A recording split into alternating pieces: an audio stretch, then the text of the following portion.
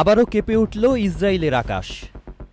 ইয়েমেনের হুতি বিদ্রোহীদের হাইপারসনিক ক্ষেপণাস্ত্রের হামলায় স্তব্ধ হয়ে গেল তেল আবিবের বেন গুরিয়ান বিমানবন্দর। রাডারও ফাঁকি দিতে সক্ষম এই অস্ত্রের মুখে ইসরায়েলের অপরাজয় বলে পরিচিত আকাশ প্রতিরক্ষা ব্যবস্থা এখন প্রশ্নের মুখে। গাজায় ইসরায়েলের অভিযান শুরু হওয়ার পর ঘোষণা দিয়েই হামলা চালানো হয়। গত কয়েকদিনের মধ্যে দ্বিতীয়বারের মতো হুতিদের ক্ষেপণাস্ত্র হামলার শিকার হল ইসরায়েলের প্রধান বিমানবন্দর বেন গুরিয়ান। হামলার ভয়ে বিমানবন্দর বন্ধ করে দেয়া হয়, বাতিল হয় একের পর এক ফ্লাইট। সাধারণ মানুষ দৌড়ে আশ্রয় কেন্দ্রে গিয়ে আত্মরক্ষার চেষ্টা করে, আহত হয়েছেন বেশ কয়েকজন।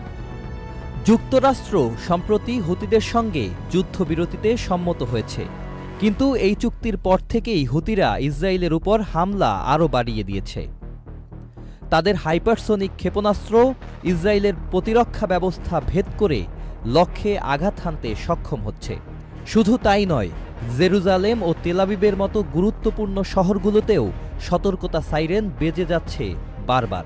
হুতিদের অস্ত্র ভাণ্ডারে রয়েছে ক্রুজ ক্ষেপণাস্ত্র, ব্যালিস্টিক মিসাইল, কামিকাজি ড্রোন, এমনকি চালকবিহীন জাহাজ। এই অস্ত্রগুলোর সামনে মার্কিন নৌবাহিনীর জাহাজগুলোও নিরাপদ নয়। গত ১.৫ মাসে লোহিত সাগরে হুতিদের হামলায় মার্কিন নৌবাহিনীর কয়েকটি ড্রোন ও যুদ্ধজাহাজ ক্ষতিগ্রস্ত হয়েছে।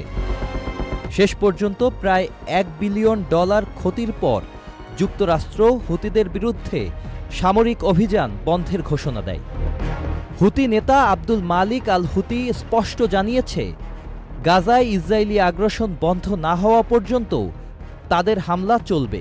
ইতোমধ্যে তারা ইসরায়েলি নৌজাহাজ ও বিমানবন্দরগুলোকে লক্ষ্য করে হামলা চালিয়ে যাচ্ছে। ইসরায়েলি প্রতিরক্ষা বাহিনী আইডিএফের দাবি, তারা হুতিদের বেশিরভাগ ক্ষেপণাস্ত্রই ভূপাতিত করতে সক্ষম হয়েছে। কিন্তু হাইপারসনিক ক্ষেপণাস্ত্রের মতো অত্যাধুনিক অস্ত্রের সামনে তাদের প্রতিরক্ষা ব্যবস্থা কতটা কার্যকর তা নিয়ে তৈরি হয়েছে উদ্বেগ। ইরানের সমর্থনপুষ্ট হুতিরা ফিলিস্তিনিদের পক্ষে ইসরায়েলের বিরুদ্ধে লড়াই চালিয়ে যাচ্ছে। গাজায় গণহত্যার বিরুদ্ধে ইয়েমেনের রাজধানী সানায় লক্ষ লক্ষ মানুষের বিক্ষোভও দেখেছে বিশ্ব।